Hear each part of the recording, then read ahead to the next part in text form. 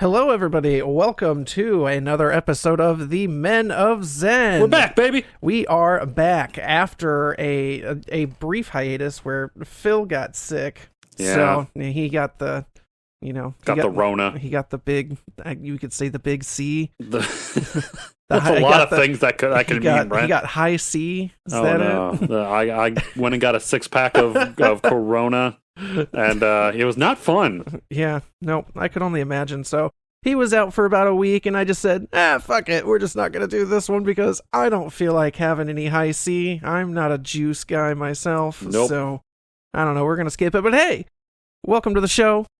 My name is Brent. And I'm Phil. And I'm glad Phil's not sick. So Dude, he's doing sick. better.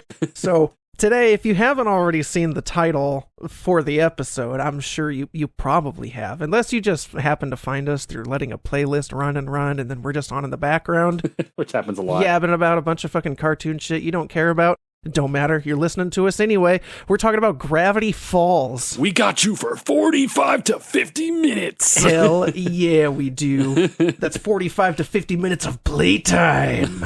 You're going nowhere. You're going nowhere. Because Bone Sauce says no. Oh, that's a cute outfit. Did your mother make it for you, dudes? Did you know that Macho Man Randy Savage spent like 30 years as a pro wrestler just for his upcoming role in the Spiderman movie as a pro wrestler? Yeah, I would guess he would have to. Yeah. Yep, that was his life ambition. Yeah, he was like, I'm going to be a wrestler for the next 30 years so One I of can... these days, brother, there's going to be a Spider-Man movie, and I'm going to be in it for 3 minutes. I'm going to get my shit rocked by Spider-Man in one. Dude, that'd be fucking hysterical. If someone's whole life ambition, unlike Tom Holland, his entire life's ambition was, he's like, I'm going to be Spider-Man. He did. And you know what? We're living it. Like, he's the main character of this world. Yeah. We're like, a part of his world. He's the main character. We're just NPCs. Every single thing he wanted, he manifested, and he went out and got it. he got Spider-Man. He got the girl that he wanted, and he's like, I'm doing it. And he's living his best dream. He's Nathan Drake too. Way to go, Tom. We don't talk too much about that one. Way to go. Yeah.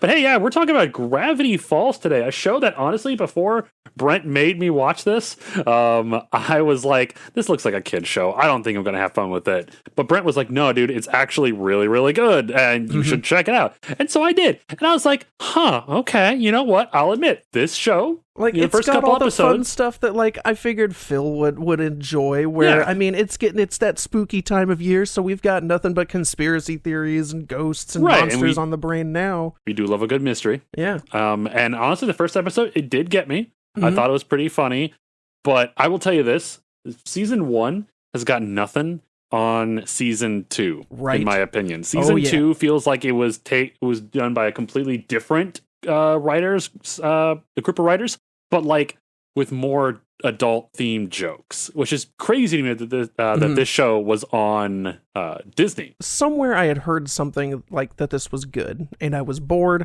I mean, as usual. And that's how all things come to fruition with me, is I'm bored. But I remember the thing that really pulled me in was, I was like, dude, like, even in episode 1, I was like, the animation is amazing.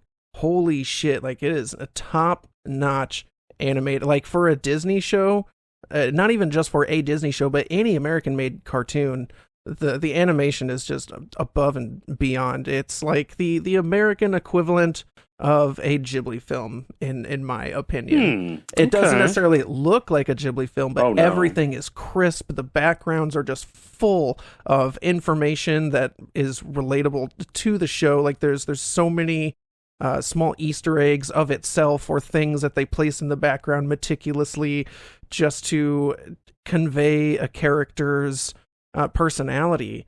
Right. Like Grunkle Stan's Grunkle Stan. Like, you only see his room for like a period of like a minute one time. Like they go up stairs into his room, and someone had to take the time to design that small portion of animation. There's so much stuff in there that just lets you know about his character and who he is. It's phenomenal. Okay, So, I get you. Gravity Falls, obviously an American mystery comedy animated television series created by Alex Hersch for the Disney Channel and Disney XD. The series follows the adventures of Dipper Pines and his twin sister Mabel, who are sent to spend the summer with their great uncle, or Grunkle Stan, in Gravity Falls, Oregon, a mysterious town full of paranormal incidents and supernatural creatures. The kids help Stan run the Mystery Shack, which is a tourist trap that he owns, while also investigating the local mysteries. The series, according to Hersch, is like if The Simpsons and Twin Peaks had a baby. Huh. And I totally see what he means. Yeah, okay, I see what he's putting down. Hersch based the television series loosely around his personal life when he was a kid growing up with his twin sister, Ariel. Alex said she was always more fun and outgoing and loved to wear colorful sweaters, which is why you see Mabel wear a new sweater every episode.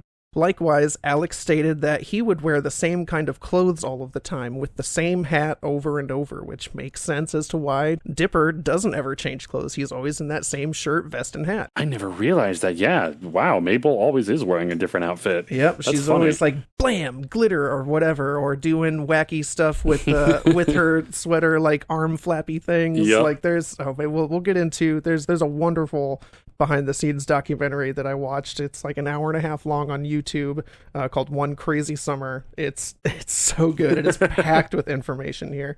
So they would spend their summers in the woods while staying at their aunt's house. Now, this is them in real life.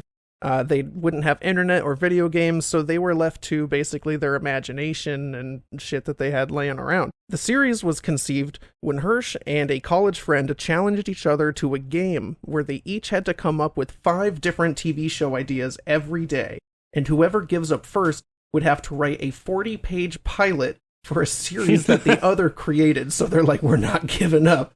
So this went on for a whole 7 days. Now, I will say, coming up with 5 episodes, 5 completely different series with synopsis every day, honestly, after a while, I could see where that would get tedious. Yeah. Like, sounds fun at first, but I don't know. Shit. Holy hell. So they went on for a whole 7 days before they called a truce, and it was actually the very last series idea pitched that they felt they truly had something titled Gravity Falls. That's a really cool, like, origin story. Yeah. Now, the original story, at least that they had, like, the pitch idea isn't quite what we had, but they took the idea that they had and turned it into what we now know as Gravity Falls. But the original premise that he came up with is really wild. It's super different. Okay, well, you know what? Let's take a look at it. We have the premise for Gravity Falls. Greg Cobalt has 1 year left to graduate college when his girlfriend leaves him, and he has something of a nervous breakdown, deciding that he's sick of his life and everyone he knows. You know, sometimes we get to that point. He packs up his van and his magic 8-ball and drives north to Gravity Falls, a place he knows nothing about, but has often seen mystery spot-style bumper stickers for. As it turns out, Gravity Falls is a weird, mysterious town where strange things happen with startling regularity, like this talking owl, for example, and a secret society of sturgeon-worshipping old men who follow Greg around, and this wacky chick who works at the gift store and can lift very, very small things with her mind. And there's an old policeman who knows about the town's secrets. Maybe Greg has a magic typewriter that allows him to write beautiful poems, which are actually cursed. How about some gnomes? There's also gnomes. Gosh, Gravity Falls is nuts. I love it. Really? You love it? Yes, I'm sold, Alex. You sold me. Gravity Falls is going to be the next sitcom for Fox. Oh my god. I can't believe it. I'm going to call my mom. Mom, this is Alex. No, they didn't have trash bags at Target. I know, right? Guess what? I got my own sitcom, my own hit show on Fox. muffled sounds of mom overjoyed on the other side of phone. Even in like the way that he conveys this whole premise, I almost feel like you could tell he was at the end of his rope, and he's just like fucking I don't know, maybe there's some shit, and then there's some other shit. There's gnomes. This happens, maybe there's this, yeah, maybe there's gnomes. Guess what? Episode 1, baby. Schmebulok. Gnomes. Dude, I love Schmebulok. Protect Schmebulok at all times.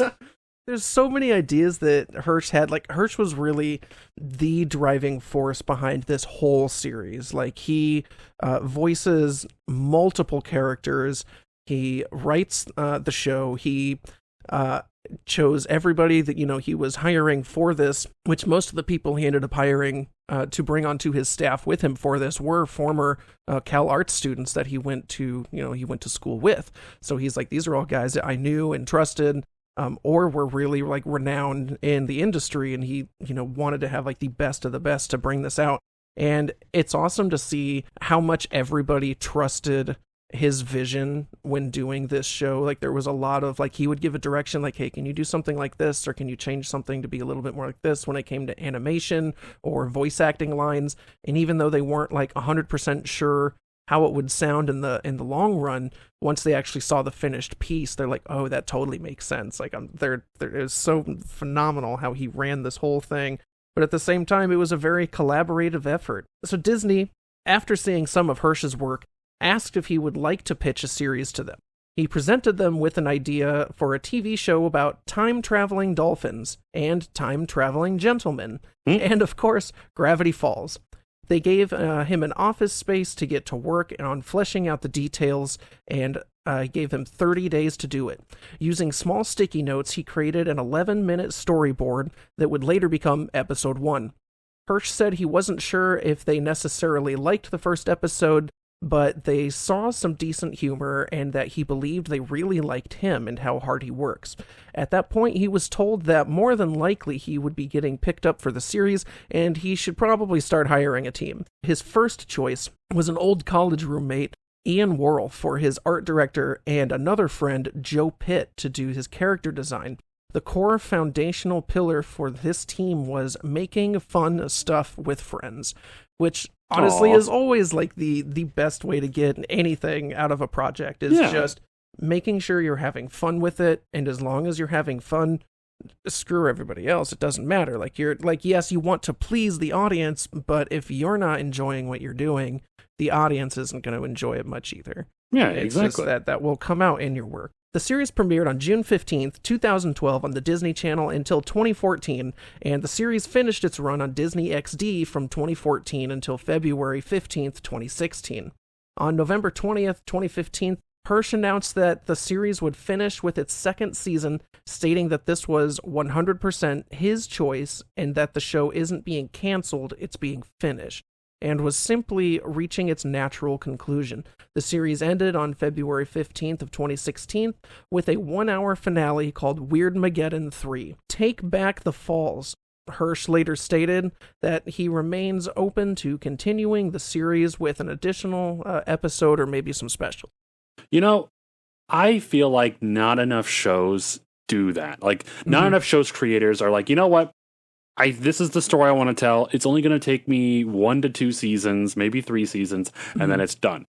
I feel like too many shows nowadays go on far longer than they have any reason to be, and then eventually a show that started off really well just goes on longer than it needs to, and then it kind of just sours the whole show in general to the point where when it ends, you're just like, thank God. And to be honest with you, I think there should be more shows that can wrap up a story within 2 seasons. Yep. Because especially with this show being about what it was, is these kids being with their great Uncle Stan for the summer.